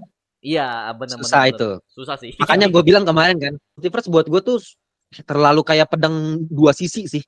Di satu sisi buat fans komik suka gitu, tapi kayak apalagi buat orang awam, men. Gue gimana ya? Gue ngerasa tuh fans MC ya udah kayak wibu, sumpah ya. Bodoh amat deh lu pada tersinggung atau kayak gimana. Bodoh amat sih. Menurutku fans MC udah kayak wibu. Bodoh amat sama orang lain. Yang penting gue suka gitu. Yang penting fan service. Yang penting gue cinta sama animenya. That's it. Sama kayak misalnya kayak kemarin gue bully Demon Slayer kemarin. Anjing film apaan kayak begitu gitu. Ya Demon Slayer, gila sih itu film cuman nge-recap gitu kan. Ya mungkin buat fans Demon Slayer, bang kan ini gini. Bos, gue tanya nih, ini ada keluarga lagi di mall pengen nonton, kayaknya film kartun nih, nonton nggak tahu apa kan tolol jadinya anjing, nggak jelas gitu loh. Namanya film ya buat semua orang lah, nggak bisa terlalu egois buat gitu loh. Ya makanya gimana cara menggait penonton baru gitu. Itu kan yang penting justru. Jadi gini loh. Gimana caranya? Ya. Kan mau rame, mereka kan mau banyak nonton kan. Ya sih, gue juga setuju. MCU sekarang udah kayak anime. Jadi kayak anime lama, kayak One Piece deh. Sekarang gini, lu fans baru mau ngikut One Piece, nggak akan bisa bro. Ribuan episode, gue aja sebagai nakama baru ya, gue nggak akan bisa ngikutin karena tuh ribuan episode dan gak ada waktu juga. Ya sih, gue juga sama. Karena gini, maaf ya, Deadpool and Wolverine pas gue tonton kemarin, ada banyak banget penonton yang gak tahu semua cameo siapa. Banyak yang gak tahu. Cengok semua, Pak. Banyak, iya. Karena kan yang dikeluarkan kan yang emang udah lama dari bener-bener live action dimulai kan dari tahun 2000. Iya kan? Iya bener. Jadi mereka ya udah gitu. Ya kayak nggak tahu aja. Tenang Pak, Deadpool Wolverine itu jadi nggak serius kayak Spider-Man No Way Home, nggak serius Multiverse of Madness. Kayak cengok semua. Makanya gue juga agak setuju si Bro Ngelantur yang ngomong, dia ngomong Deadpool Wolverine itu jelek. Iya, memang ada benernya kalau dari POV-nya orang awam. makanya waduh ini aku juga agak takut sih sebenarnya dengan RDJ dengan kembali sebagai Dr. Doom. Oke, sebagai fan komik, ya gue sangat suka banget. Tapi ya ini juga bisa menjadi pedang bermata dua buat para fans awam yang gak ngikutin Marvel sama sekali ya. Itu sih. Beda sama kalau ini misalnya kemarin, itu semua fans bisa teriak kayak nonton bola. Karena apa? Karena kita semua ngikutin. Semua film, belum ada series, belum ada OTT, belum ada. Cuman dulu Pak, semua film, makanya semua ngikutin dan jelas. Iya itu. Dan dia, makanya dari project yang dikeluarin sama yang di SDCC kemarin yang bikin gua menurut gua potensial ya, itu Fantastic Four. Entah kenapa menurut gua ini bisa banget jadi bagus. Please jangan jadi tolol lah, sumpah demi apapun. Menurut gua potensinya tuh keren banget menurut gua. Meskipun dari awal gua nggak terlalu setuju Pedro Pascal jadi Mr. Fantastic sebenarnya. Karena kalau lagi-lagi cara kita ngelihat sebuah film jangan cuma hitam putih, ngelihat dari sisi fans doang, ngelihat dari sisi orang awam doang. Kita ngelihat dari semua sisinya lah gitu. Kalau kita ngelihat dari POV komik, itu bukan Mr. Fantastic banget sih, mohon maaf ya mukanya ya. Kepalanya Pascal bukan. ya. Kepalanya bukan. Kepalanya bukan nggak sih. Mr. Fantastic banget sih. Kepalanya nggak lonjong. Kepalanya ya kalau udah bundel Pak, bundel kepalanya. Kok bundel kepalanya? Itu kalau lu sejelek-jeleknya Fantastic Four yang di 2015 pun kan siapa namanya siapa nama pemerannya? Miles Tyler. Miles Iya, Tyler. Miles Teller Oh. yang di OI Plus kan. Nah, dia itu masih cocok banget jadi Mr. Fantastic at least dari muka gitu. Ya, semua cast Fantastic Four udah ada, ya John Krasinski semuanya oke-oke aja. Ini Pedro Pascal nih yang emang agak lain aja sendiri nih. Cuma mengingat aktingnya Pedro Pascal itu menurut gua luar biasa, kita lupakan lah masalah komik. Menurut gua bisa berpotensi sangat bagus gitu. Dia bisa jadi siapapun. Dia bisa jadi bapak-bapak yang takut kehilangan anaknya, ya mau di Mandalorian atau mau di The Last of Us, atau dia juga bisa jadi pangeran yang sombong di Game of Thrones gitu. Dia bisa jadi polisi di Narcos. Dia bisa jadi semuanya menurut gua Pedro Pascal. Jadi ya keren-keren. Bahkan dari cast-castnya juga bagus-bagus gitu. Si apa namanya Vanessa Kirby, sama si Kausin, siapa sih namanya agak susah ya? Si Kausin itu. Yang The Thing ya. Ya yang The Thing ya. Jadi Kausin. Si Kausin itu ya, Richie atau Richie. Pokoknya buat gua keren sih. Dan chemistry-nya tuh kayaknya sih dari yang ketika mereka bareng-bareng tuh kayaknya cakep ya. Terus gue liat poster art-nya. Terus kita ngomongin meskipun dari universe lain. Tapi ya inilah Marvel, kalau lu emang pengen mau bikin multiverse, ya nggak masalah kalau lu start from nol dan gak usah hubung-hubungin sama universe bla bla bla bla. Iya kan? Bener. Kayak Fantastic Four yang ini ya udah universe dari baru awal dulu. Dengan origin story dulu. Origin story 1960. Men, itu bakal cakep sih kalau gue lihat dari promo artnya ya. Bisa jadi please, makanya jangan jadi sampah deh, sumpah. Itu keren banget sih kalau gue ngeliat dari fan artnya. Jadi ini gue suka banget, sumpah. Gue suka banget sama Fantastic Four. Kemungkinan bisa bagus. Jadi nggak usah dianeh-anehin dengan cara apa gitu. Ya gue tahu sih pasti udah pasti ya film Fantastic Four bakal jadi penghubung kan. Iya. Ke film berikutnya, film Avengers Doomsday itu udah pasti tuh. Kemungkinan besar juga bisa jadi tuh apa namanya, Dr. Doom-nya dari universe Fantastic Four gitu. Ya kan? Enggak bisa jadi menurut gua. Itu harusnya ada sih, karena kan Dr. Doom tuh nggak bisa dipisahkan dengan Fantastic Four, nggak bisa dipisahkan. Mereka tuh satu kesatuan sebenarnya. Iya, betul. Jadi kayak kalau menurut gue sih yang lebih make sense sebenarnya Dr. Doom-nya bukan dari universe-nya Fantastic Four, cuman karena mereka paham sama Dr. Doom, mungkin jadi mereka bantuin buat Secret Wars kan di akhir gitu ya, siapa tahu dari Doomsday ke Secret Wars dan ya sebagainya lah. Ya mungkin sih sebenarnya kayak gitu. Cuman ya yang penting original dulu deh. Satu film yang bagus, ceritanya baru, semuanya enak. Yang penting cerita, udah, gak usah macem-macem. Nah, gak usah macem-macem cerita. Gini bro, masalahnya mereka udah mengkonfirmasi originnya untuk Fantastic Four versi MCU tidak akan diceritakan seperti kayak Spider-Man-nya si Tom Holland ini. Asal-usulnya kita nggak pernah tahu loh laba-laba dari mana, ini buatan Oscar. Langsung punya power kali ya, langsung karena di bocoran itu di kemarin SEC udah gue breakdown. Ternyata itu udah foto di mana mereka udah nikah. Si Richard sama Susan Storm itu udah nikah dan mereka udah tua kan. Makanya mereka pilih si Pedro Pascal, Vanessa Kirby karena ya udah tua. Itu. Gak masalah sih. Menurut gua gak masalah sih. Buat gua tuh gini ya. Ketika kita bikin origin bukan dalam artian origin karakternya masing-masing. Pertama kali mereka dapat super power. Gue paham juga sih kalau gue jadi Kevin Feige mungkin gue bakal melakukan hal yang sama. Kenapa? Karena ya dua film Fantastic Four sebelumnya bahkan yang klasik dulu kan ya ngomongin origin story kan. Dari nol. Dan MCU selalu melakukan hal seperti itu sama Spider-Man juga sama kan. Ya kita buat cerita yang baru aja. Buktinya Spider-Man Homecoming bagus kan? Bagus. Gak usah pakai story. Homecoming enggak. Homecoming enggak. Bagus lah. Gak terlalu funny. Apa coba itu Peter Parker-nya? Terlalu funny menurut gua. Far From Home bagus. Far From bagus. Homecoming gua enggak Homecoming. Enggak lah. Enggak Homecoming. Terlalu Ini kita bocil banget beda-beda anjir. pendapat sih, Cun. Ya beda semua nih. Gua enggak suka Homecoming. Iya, Lanjut. cuman ya nggak apa-apa, masing-masing kan bebas punya pendapat. Cuman kalau buat gue pribadi itu cara ngeliat film itu nggak usah, menurut gue sih bukan masalah dari lucu atau enggaknya, dari kocak atau apa.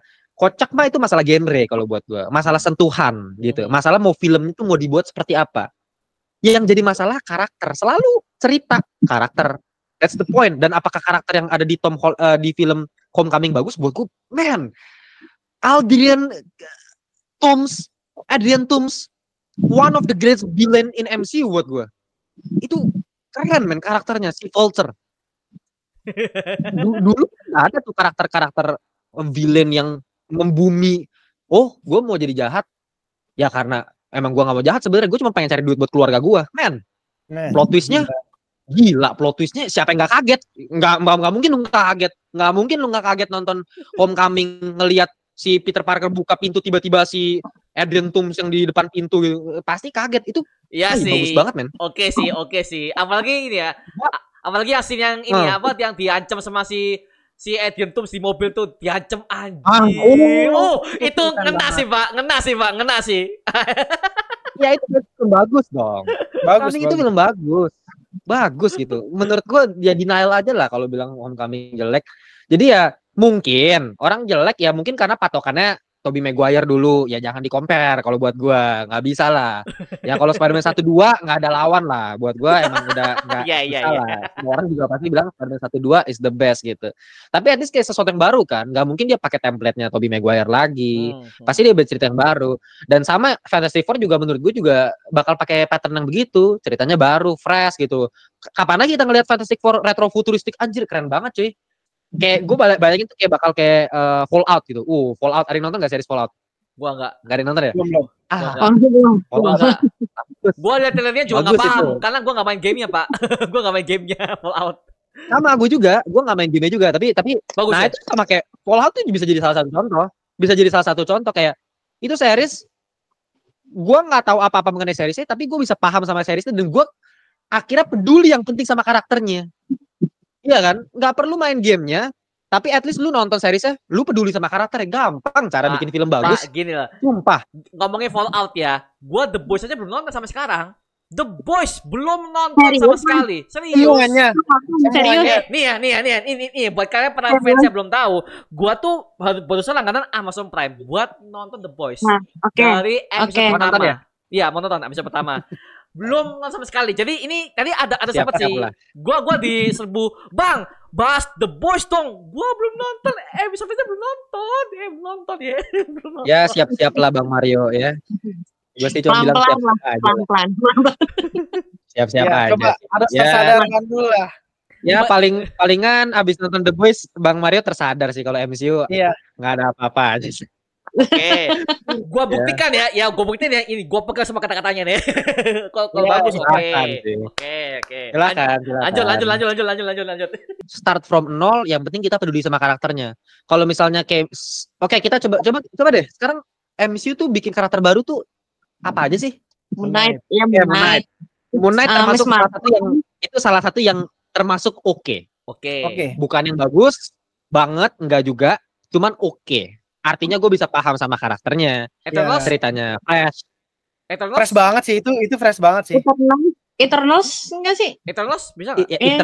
Eternals buat gue bukan yang itu nggak terbaru, nggak bisa dibilang baru lah. Eternals mah era lama lah. Maksud gue yang kesini-sini lah ya, gitu kan? Yang sekarang. Oh iya kan Moon Knight. Terus kalau koreksi kalau salah, Werewolf by Night gimana? Itu salah satu presentation yang itu nggak jangan bisa sendiri sih.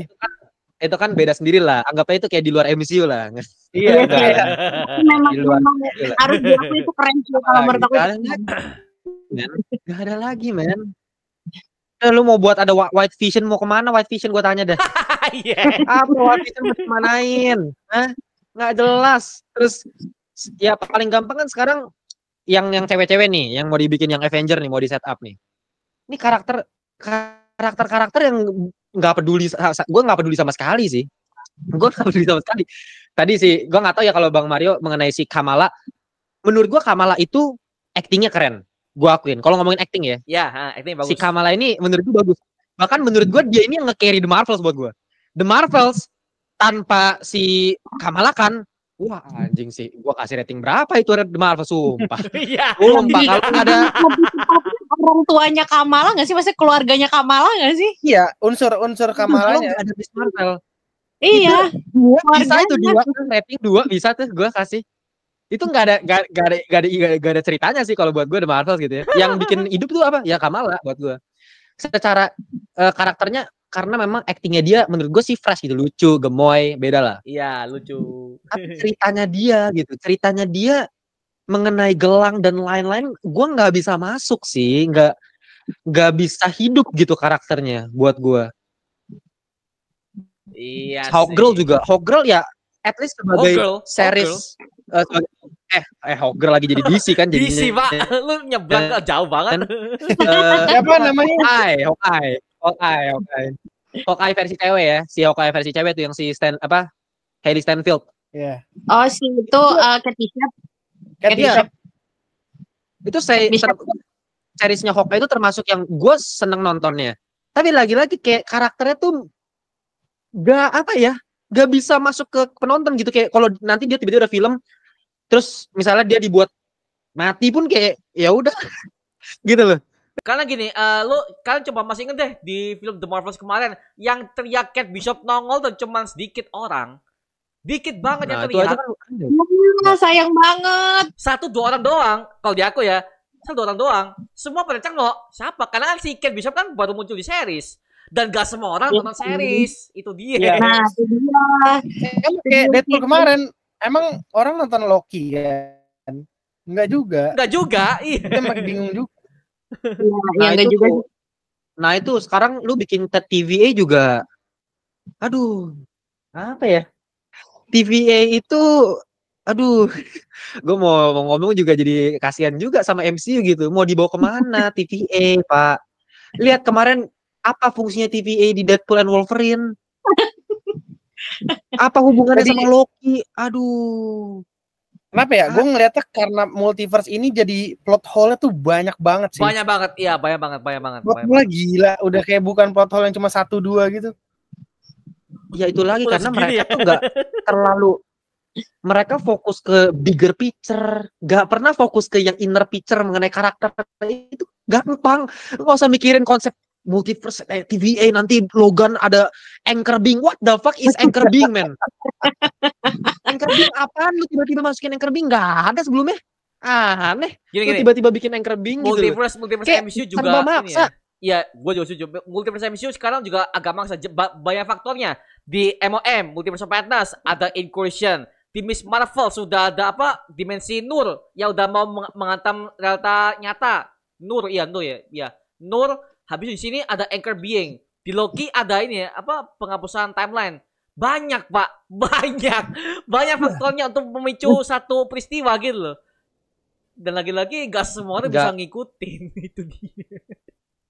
Terus orang kan selalu bilang kan, ya ini kan bang emang kacau semua supaya nanti biar Secret Wars. Ayolah, masa otak kalian secetek itu sih? Bukan itu maksudnya. Masa otaknya secetek itu sih cuman gara-gara kacau Secret Wars. Ya udah bocil juga tahu lah kalau kacau Secret Wars. Ya paham gitu. Tapi per filmnya, ayolah, per filmnya aneh kayak Deadpool and Wolverine. Oke, coba nih ya, nggak tahu nih Bang Faris, Kak Putri, Bang Mario. Ya. Semua pasti nonton film Deadpool 1, 2, 3 kan? Nonton ya. kan? Oh ya nonton lah. Oke, Deadpool and Wolverine ditaruh di peringkat berapa? Dari 1, 2, 3. Kalau Bang Faris terakhir, kalau Bang Mario? Peringkat 2 setelah Deadpool pertama. Peringkat 2. Peringkat terakhir apa? Deadpool 2. Deadpool 2. Oke, Kak Putri. Ntar lu kalau untuk Deadpool 3 masuk ke 2, Deadpool 1 terakhir, Deadpool 2 ke 1. Oke. Beda semua. Udah boleh ya. Wolverine tuh gimana ya? selalu jadi nomor 1, bro. Oke, ya gue bisa memahami kalau dari POV karakter fans MCU. Ya gue memaklumi lah kalau emang fans MCU ya. Jadi kayak fans Marvel terutama yang baca komiknya kayak, weh muncul semua nih fan service. Ya mungkin karena itu kesenangan, happy gitu. Happy. Cuman entah kenapa buat gua ya sekarang jadi bias aja gitu. Antara favorit sama yang bagus tuh jadi bias, itu yang gua takutin gitu. Bener Buat sih, gua ya itu bener itu ya kan. Kak, seru banget sih Bas. Gua nggak bisa telepati otaknya Kak Putri lagi-lagi. Kak Putri bebas berpendapat dan gue sangat menghargai. Cuman entah kenapa yang gue rasakan dari Kak Putri sekarang, pemahamannya kenapa Deadpool ditaruh di kedua, itu karena seneng, karena seru. Bener nggak? Itu pasti karena seneng, karena seru. Jujur karena memang semua istilahnya ya mungkin ya fan service itu memang flashback to memories tahun 2000. Karena memang waktu tahun 2000 ya ingat banget ya umur 10 tahun nonton di Mall Taman Anggrek X-Men 1. Ya, 2000 ya, gila. Gua masih belum lahir anjir lah. 2000 nonton X-Men 1 bareng keluarga karena jadi flashback aja dan ditambah sentimental BTS-nya di akhir film Deadpool and Wolverine. Itu kan Nggak bohong sih, gue juga sentimental sih. Itu aset berharganya Kevin Feige kan. Kevin Feige sampai yang sesentimentalnya itu karena dia tahun 2000 itu masih jadi asisten produser apa-apa gitu. Belum jauh jadi presiden sekarang. Gitu. Jadi paling ya itu sih sentimental memory saja sih sebenarnya. Oke. Ya, nah itu yang tadi gue bilang nih. Gue ngerasa itu sekarang semuanya jadi agak bias antara film bagus sama film yang suka. Kalau gue film bagus, film seru. Gue bilangnya film seru, film seru. Nah, oke lah. Itu beda, harus sebisa mungkin bedain sih kalau gue sih. Harus dibedain sih gitu loh. Karena gini, film seru oke untuk satu film. Untuk kedepannya nggak bertahan, nggak bisa long lasting gitu loh. Untuk supaya bisa bikin sebuah franchise survive, film bagus, quality. Coba film MCU dari zaman dulu yang jelek yang mana sih? Ya palingan Thor 2. Iya. Apalagi? Bagus semua. Iron Man 2 lah jelek ya. Ya bisa boleh Iron Man masih oke menurut gua. Kalau gua jelek sih kalau gua. Boleh lah. Tapi untuk pengenalan Black Widow dikenalin Iron Man 2 ya lumayan lah. Ya, itu buat pengenalan Black Widow doang sih, sumpah.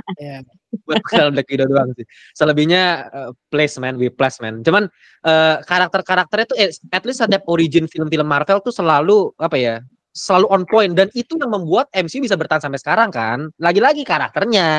Kita suka karakter karena film bagus dulu gitu loh.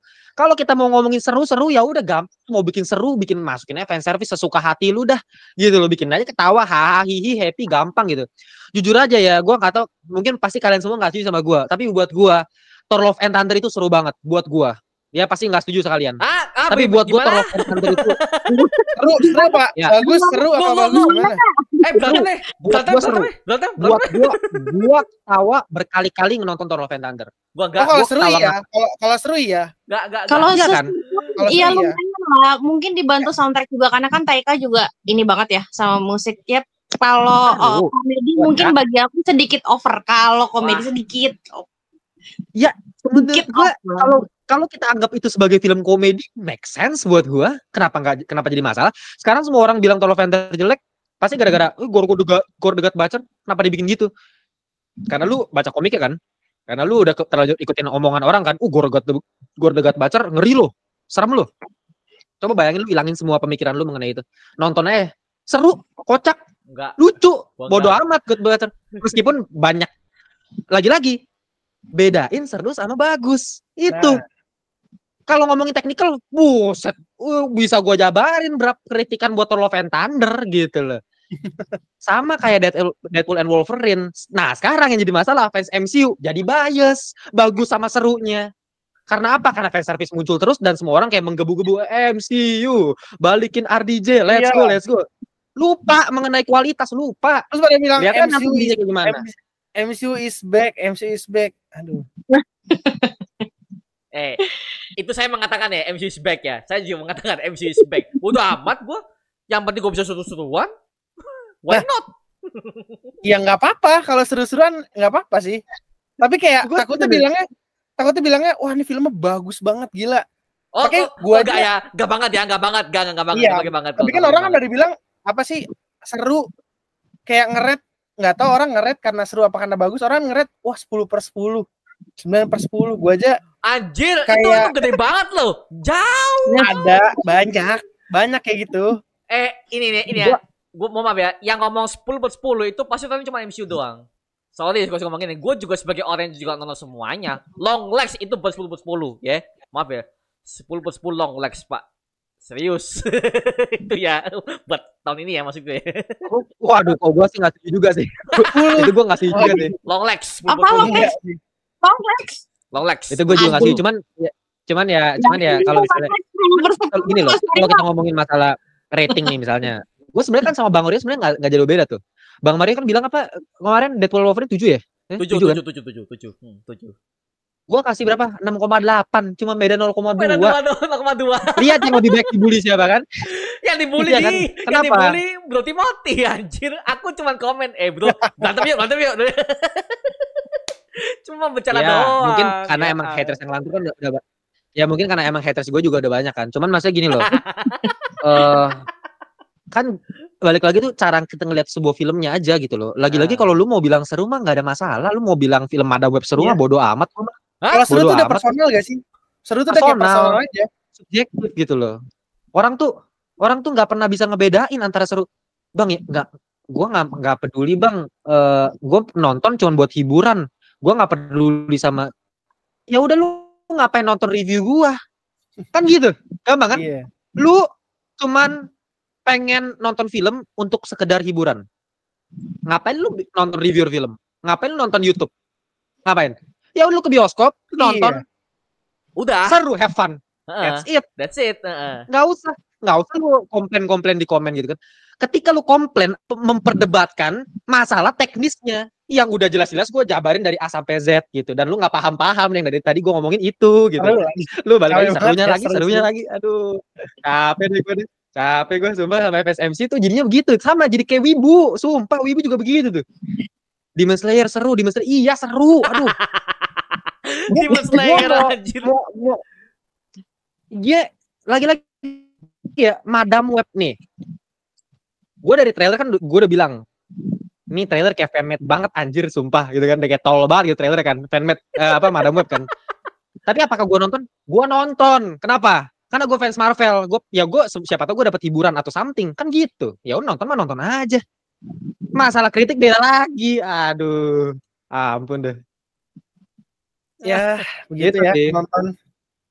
Ya, tapi itulah perdebatan kita ya, karena kita debat semuanya ya, udah mulai keluar topik semua karena ini banyak banget hal yang kita debatkan antara Neville dan juga dari para fans MCU kita ya, seperti gua sama Kak Caca nih. Tapi memang sih oke, kita bahas kita tadi udah ngomong RDJ, tapi setuju gak RDJ kembali sebagai Dr. Doom sebagai konklusi dari diskusi kita pada malam hari ini? Setuju gak?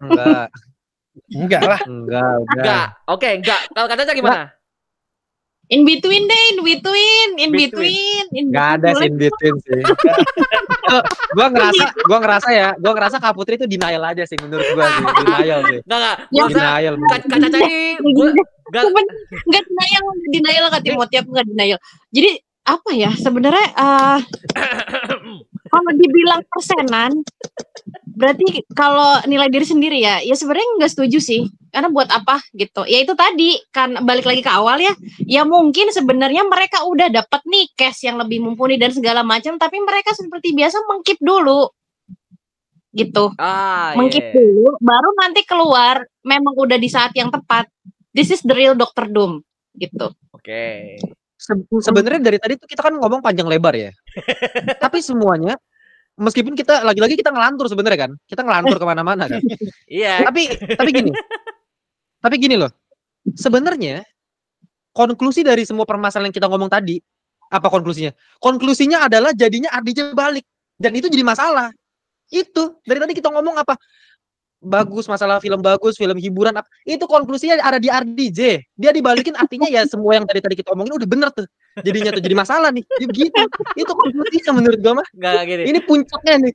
Masalahnya ini yang ngomong kayak gini juga, yang kontra kayak lo sama bro si paling film, enggak cuma kalian berdua, ada banyak banget kok. Ada banyak banget teman-teman kita yang literally udah tahu mengenai film yang lebih pro juga nggak setuju, banyak banget kok, nggak cuma kalian. Makanya ini juga menjadi perdebatan yang panas banget sih dan antara para fans dan juga para reviewer yang udah pro banget soal film seperti itu. Makanya ya aku ada diskusi ini biar aku juga pengen tahu bagaimana debat kita. Makanya aku gimana ya, ini bukan semacam head speech ya, karena kan lagi-lagi semakin kita punya pro dan kontra semakin seru diskusinya, karena kalau pro semua kayak agak kurang. Makanya aku undang Sneville seperti ini ya buat tujuan kita bisa diskusi lebih panas. Aku juga enggak lu Sneville. Enggak. Si paling nih yang udah Sneville. Terbukti udah Citizen Kane kan. Bang Faris mungkin lebih Sneville kali Bang Faris. Letterboxd lu belum 2000 film belum lah. Masih 700 belum. Citizen Kane Psycho udah mulai itu kan. Aduh. Itu basic. Aduh, ya pokoknya inilah yang kita perdebatkan sekarang ya. Tapi kalau kalian sekarang para Lantur Corps mungkin atau para Mari Booster ataupun mungkin para followernya si paling film atau Bomi, kalau kalian punya pendapat yang lebih panas lagi dan kalau kalian pengen bully kita, boleh-boleh aja ya di komen di bawah ya, karena gue pengen tahu bagaimana bulian kalian aja. Oke. Bulian kalian adalah engagement kami. Oh, iya, setuju. betul. AdSense bro, AdSense. Lagi-lagi ada part di diri gue yang ya tetap aja gue tetap ada senengnya RDJ balik gitu. Ya overall after all meskipun gue sekritis ini ya gue fans RDJ men gitu loh. Jadi kayak makanya tadi gue bilang Kak Putri kan menurut gue denial karena mungkin senengnya aja tuh karena RDJ balik. Sama gue juga seneng. Gue juga seneng gitu. Ada senengnya lah. Cuma itulah kita nggak bisa debat lagi kalau masalah ngapain ya MCU balikin RDJ gitu. ya pokoknya seperti itu lah ya, karena ini debat kalau nggak kelar-kelar ya 2 jam lebih kita bisa diskusi, tapi so far ya seperti itulah kita diskusi. Tapi kalau kalian pengen subscribe channel mereka Ngelantur, Bomi, dari Paling Film, silahkan follow aja karena di situ mereka juga bahas mengenai lebih panas kalau mengenai hal ini ya, seperti itu. Oke. So, thank you banget Lantur, Kak Daca dari Si Paling Film dan juga ya yang udah nemenin gue untuk diskusi pada malam hari ini, oke? Dan coba untuk subscribe channel ini ya agar supaya kalian bisa mendapatkan berbagai macam video baru dari channel Mario Angelo, oke? Sampai jumpa di video berikutnya. Ayo semuanya, thank you, dadah, thank you.